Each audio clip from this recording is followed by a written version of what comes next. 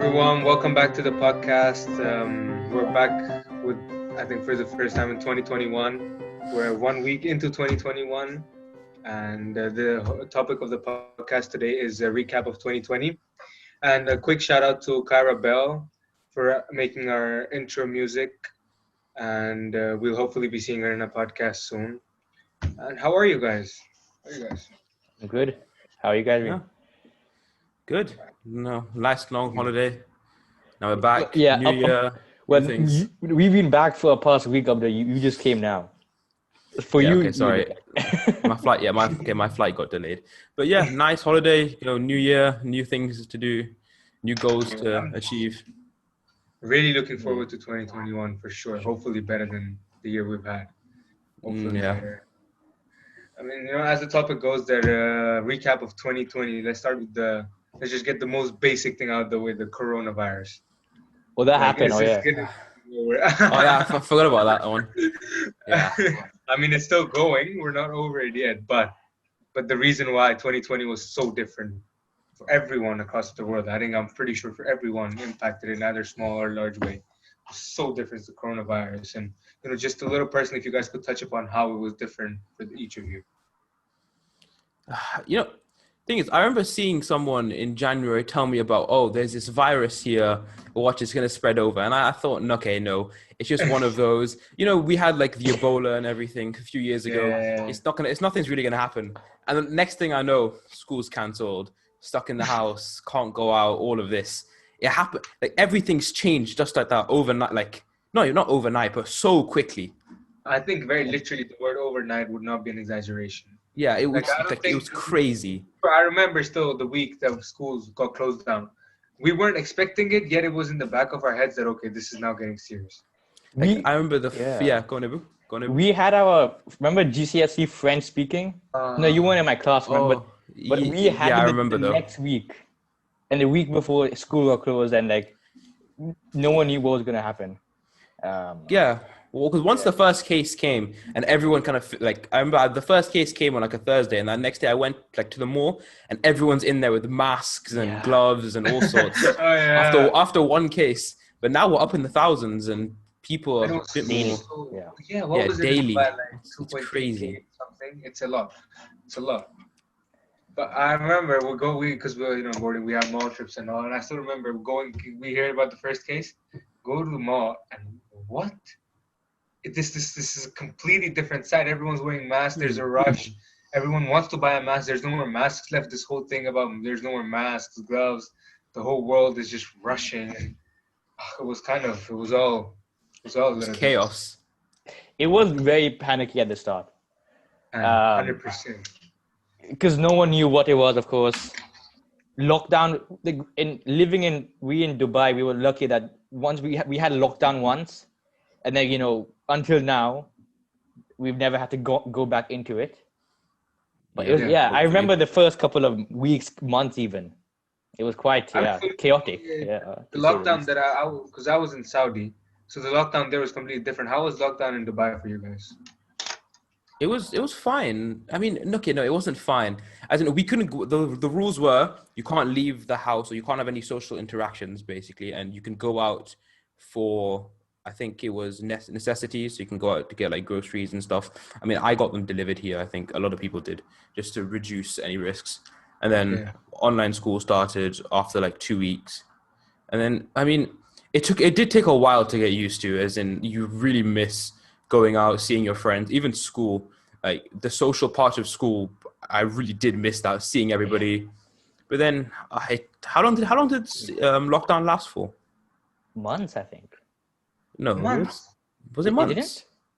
No, maybe it did. I know lockdown started in late March. That was when online school started, the whole lockdown thing. And I believe it ended in May. Wait, what? No, something like that. Was it March? Was it that late? It was March. No, it was March. That time for sure. Yeah. It was late March that online school and lockdown properly started. And I think entire Ramadan was during lockdown, or was it the first? Ramadan, Eid, everything, all during lockdown. Yeah, so at least a month then. Yeah, over a month maybe, I guess. I mean, how was Ramadan for you guys in lockdown? Because see, this was I think the first time we've ever had a lockdown through the Ramadan was the time where we had our lockdown. And I think certainly for me it was so different, but so much better. I think Ramadan for me in lockdown was better in some sense. It was, I mean, with Ramadan, what you do is you stay up late sometimes and then eat and then sleep through the day. A lot of people do it. It's quite nice. But I guess you could do that more being stuck in the house. It wasn't terrible. I mean, the worst part for me was Eid. Like Eid is a day you go out, see your family and stuff, and you couldn't go out and do that. Just stuck at home. Yeah, that was pretty horrible. But other than that, Ramadan was okay during lockdown. I enjoyed Ramadan because I got so much more time with my family. I think generally in Ramadan you do get more time with your family because I think even when there's no lockdown, school starts later, ends earlier, and you're just generally more of a routine with your family. You're having suhoor, iftar with them. But this time it was just that much more of a connection with your family. Yeah. The thing that felt weird was not being able to go to the mosque or anything during Ramadan. Yeah. That did feel. Like Tarawih or anything. Yeah. Or the iftars like even. We would going with that family, friends, going out for iftar. That was different, for sure. Yeah, that was weird. But I think because we had so much more time to ourselves, I think it also allowed us to focus on the essence of Ramadan more instead of having distractions. Yeah. For sure, I think that was something I gained out of it. And it was around. No, was it during Ramadan? No, it was before that. How early did exams get cancelled? I think that changed school or just everything for a lot of people. It was during Ramadan, because I remember I think so, because our exams, like the exams the internal exams that we had, that was during Ramadan, I remember. Yeah. Oh. Yeah, they were. I remember that because I think the school started later. So I'm pretty sure that was. We've just taken it outside of memory, but we don't remember when it was. How do you guys feel about the fact exams got cancelled? We never really got to sit our GCSEs. There's two ways I think I can look at it. It's one way is, I didn't have to revise for my exams. Second way is, you know what? Maybe if I revised, I could have bumped up a couple of grades in some subjects. I think there's only two ways it can go. Either you got less than what you think you should have got, or more than what you think you should have got, or what you got. You were content with it. I think some of us were happy. I think some subjects I was happy with. I was happy that there was a lockdown. I didn't have to sit my GCSEs. And then some I was completely not happy with. So, I mean, it went both ways. But even that was chaotic. Because first, remember the different news that was coming out?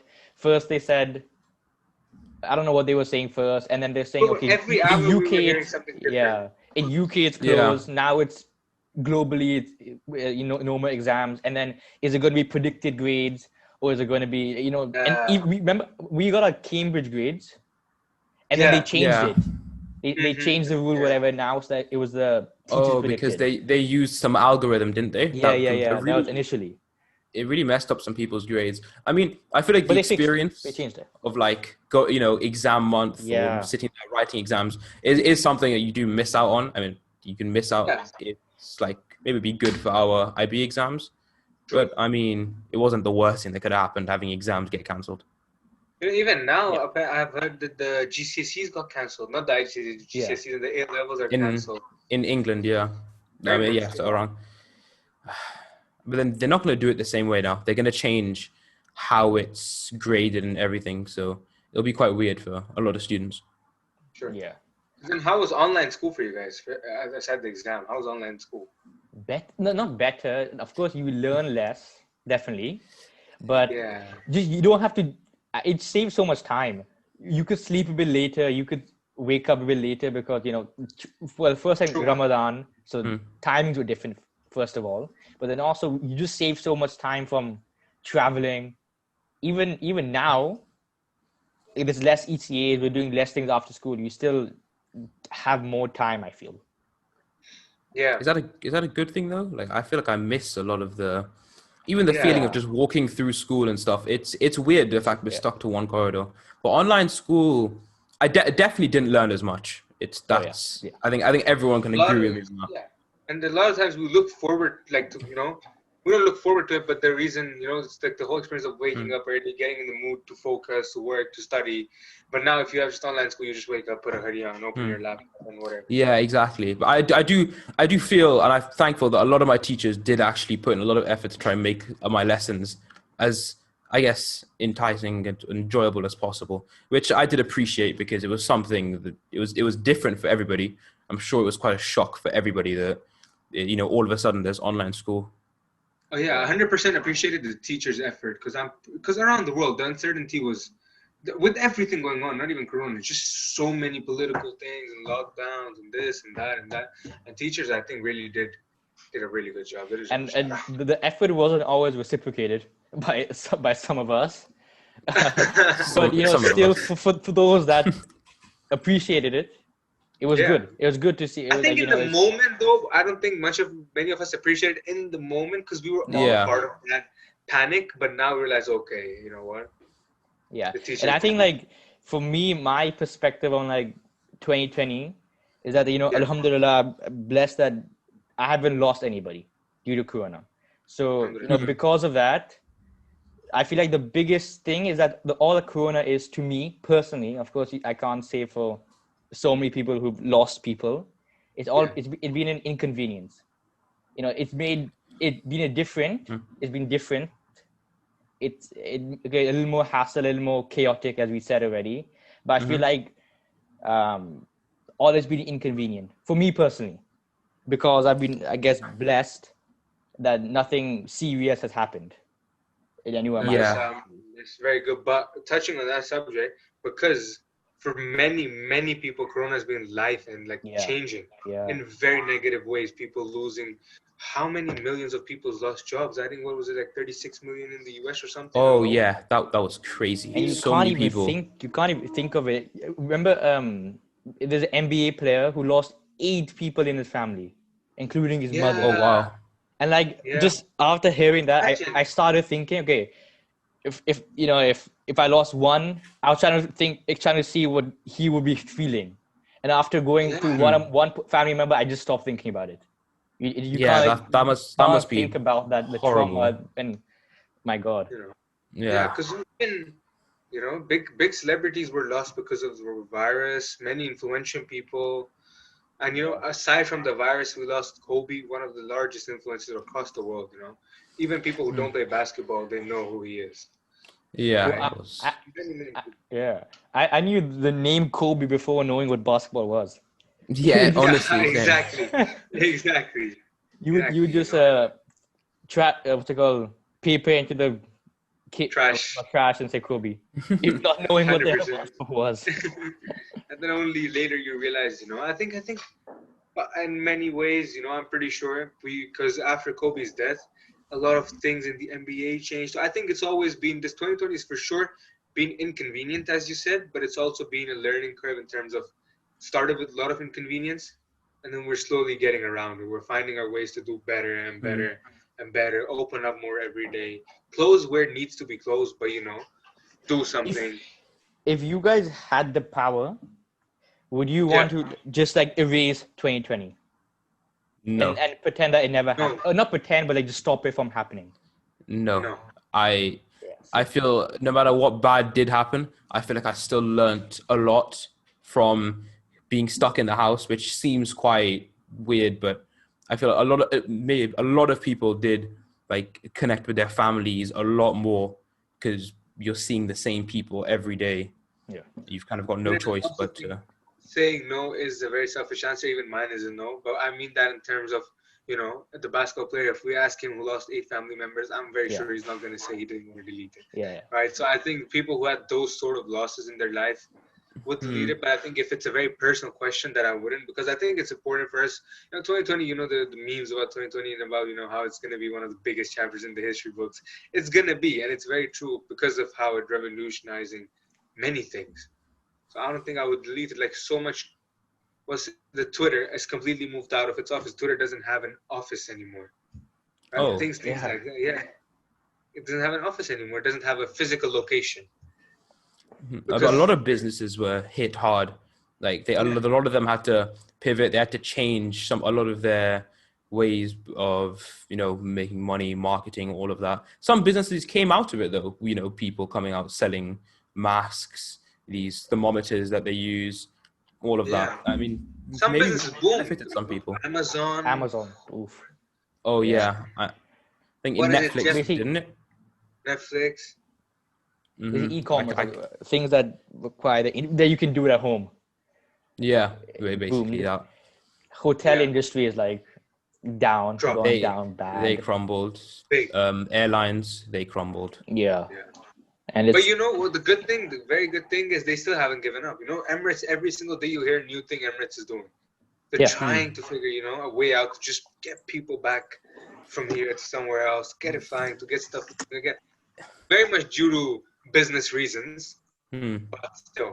They've adapted very well. Like going through the airports now, everyone is aware that okay, there's certain protocols they have to do because of this virus, and they're very well organized with it. So they have adapted really well. and how busy was it?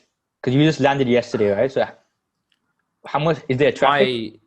My flight there was quite busy, but then my flight back was quite empty because, well, when you come from Africa, there's like certain rules. I think there's a limit on how many people, and also anybody coming from Africa, they're required to get a COVID test when they land in Dubai and stuff. Because I'm not sure. I'm not too sure why, but that's their rules on it.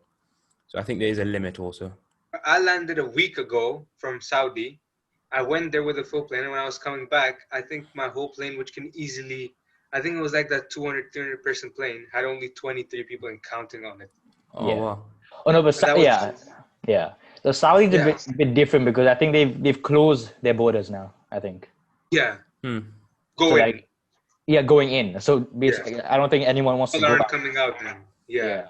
Because they won't be able to go back in. Did any of you guys have anybody that like stranded in another country, or not stranded, but any stuck from coming home? My dad. My dad was also stuck. He was in for a work thing in Pakistan, and then lockdown. So there's early corona. Yeah, lockdown. They closed the borders. Same thing. I think he was there for until lockdown closed, and then they were repatriation flights. So he'd have to register, and then the borders weren't open, so you couldn't go there for tourism or commercially, whatever. But they somehow, I guess, they set the system up where they were taking stranded people back for Dubai residents. Yeah. So then, aside from Corona, this year we've had the election, the U.S. election, which is influential across the whole world. Like, it's not just the U.S. election. From Dubai to Pakistan to India to China, Australia, everyone in the world, everyone's watching the U.S. elections when it's happening. When the most powerful country has a significant event coming up, it affects everybody. Yeah, obviously, and I think now they're even having riots now. I think Trump supporters. Yes, was it a couple of days ago? Had a very big thing. I mean, this election especially has been quite chaotic and hectic. But pre-election as well, we had the whole world was having a whole Black Lives Matter movement because of the unfortunate incident that happened early on in the year, and how even that the Black Lives movement, the riots, protests, the political tensions of those times, it affected everyone across the world. They were having marches and protests in the UK as well, and in Australia and across the world.